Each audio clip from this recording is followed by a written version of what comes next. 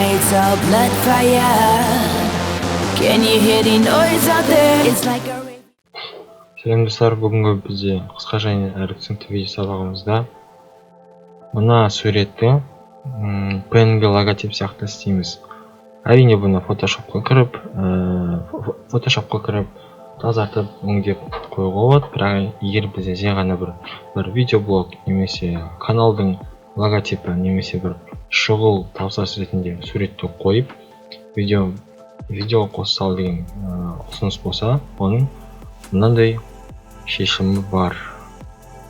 Көріп тұрғанда сіздер алдыңызда мына видеоның суреті тұр. Суретімізді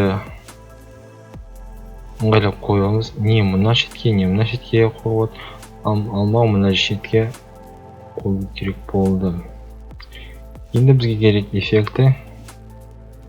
Эффекттің ішінде бізге керек эффект жазамыз. Ол color key.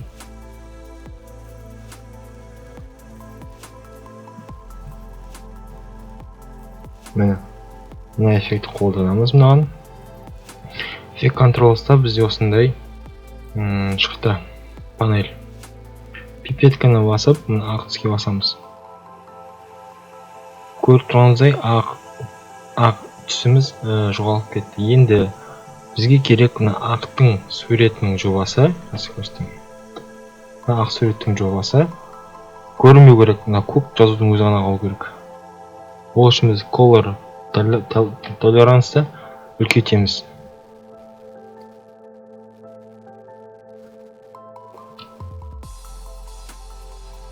Тағы алып тұрған астарында тағы қалды. Color tolerance 550 like. Міне. Осындай болып қалды. Енді